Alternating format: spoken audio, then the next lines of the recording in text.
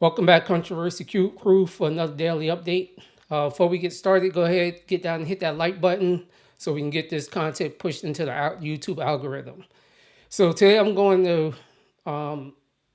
do a follow up on the story of the 9-year-old that had turned his mother in for pretty much being a drug dealer. So this is just to go over to show how the system fails kids. You know, for some reason they always think it's always in the best interest for the kids to go with the mothers, which lately news have been saying things different. I mean, you had mothers who've been putting their kids in ovens, and then of course we're gonna go to postpartum. They do it to one child, but not to another child, or they are deleting their kids. So this is to show that hey, the system needs to be revamped. Um, Eric, pretty much men and women, you know, if you one that actually cares about stuff like that about kids, you have to look at your local officials, which is your judges that you get to vote for, which is your governor, your mayor, your DA, because a lot of these district attorneys, they're not pushing charges against these women. They're giving them probation, as you're going to find out with this lady. You know, she's been caught up in plenty of other things. So my question is, why wasn't this little boy, this 9-year-old boy, living with his father? It took for 12 pounds, 13 pounds of meth, to be handed over to the police by a 9-year-old for something to happen to remove her from the house. Now, what if that drug was fentanyl? Then we'd be having a whole different story. He didn't know what it was, so he touching it. You already know it takes a very small amount of fentanyl to get on your skin, to absorb into your bloodstream, to kill you. So, you're going to hear the excuses from the mom and everything, but we're going to go ahead and get into this video, and I'll give a little bit more follow-up after the video.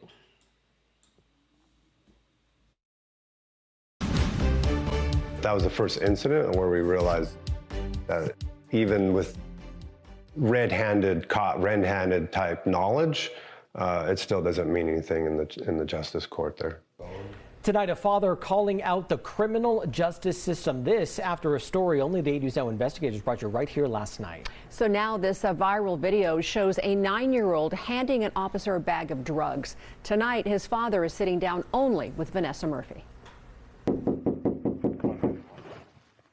This is a 9-year-old boy handing a police officer 100 grams of methamphetamine. Thank you. So we were called to come check on your son. The child says he found the bag of drugs under his mother's nightstand. That's when he locked himself in the bathroom and called his father on a tablet. The parents are divorced. And he was breathing hard. He was very nervous. He was scared. I know that my kid went in the bathroom for an hour. Anthony Cruz recalls hearing his ex-wife in the background. She would come at him and demand him to open the door. What's going on? And maybe a few times she kind of yelled at him, but she was also kind of trying to seem like she was trying to figure out what was happening. It's okay, man. Cruz calls police and rushes to the Inspirata home. Just take some deep breaths. Henderson police try to comfort his son. And what did you find inside the house that made you scared? Okay. Do you know what drugs look like? Yeah. Yeah? Okay. How does a 9-year-old know what that is? That's a good question. I have no idea.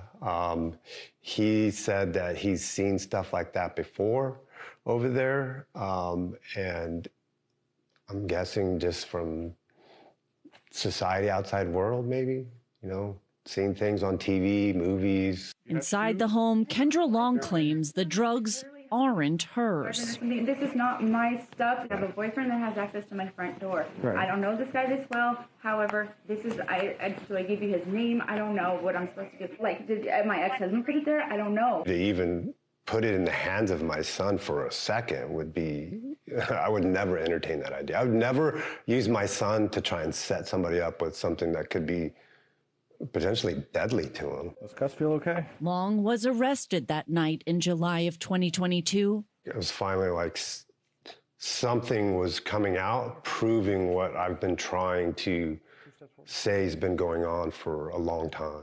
But Anthony Cruz and his wife Rebecca would learn Long would soon be released from jail here. I was thinking this was it, because I think when somebody gets caught red-handed, they go to jail.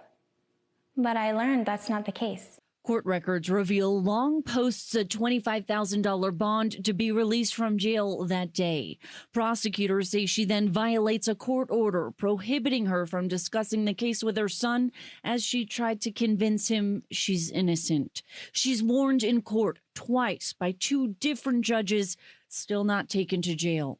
In April of 2023, she pleads guilty to a drug charge and child abuse. In July, she's sentenced to 12 to 30 months through a suspended sentence, meaning probation if she complies, prison if she violates the rules. 3 months later, her parole and probation officer reports finding more baggies of drugs. Methamphetamine again, more than 2 grams of it, and nearly 8 grams of cocaine. She's charged with 3 more drug felonies. Still no hard prison time. Long is sent to an inpatient drug treatment center. But in Cruz's eyes, Long isn't just a drug user. She's a drug dealer. It's both. A dealer and a user. Yeah, it looks like both to me. Long's cases moved through 3 different courts: Henderson and Las Vegas Justice Courts and Clark County District Court. You believe they were all too lenient? Yeah, because none of them enforced any penalties on her. She's still, even after the probation violation, amongst several other things in there that she was violating. Cruz says there were warning signs before Long's arrest. He provided documents from Child Protective Services showing multiple investigations, all unsubstantiated until this was caught on video. How has this affected your son? You know, he's done, overall, I'm really proud of him. He's had to deal with a lot, and it's been not easy on him. As his dad, how does that make you feel? It makes me feel really bad. It feels like you want to protect him and not let those kind of things happen. And if it was up to me, it wouldn't have, but the problem is it's not up to me. I could have protected him more, but the system protects people that shouldn't be protected in this case. And it just, unfortunately, it caused more damage. Good job, buddy. Proud of you. You did the right thing. As of November, Cruz has sole physical custody of his son. So many kids have to suffer, and it's not really fair. Vanessa Murphy, 8 News Now.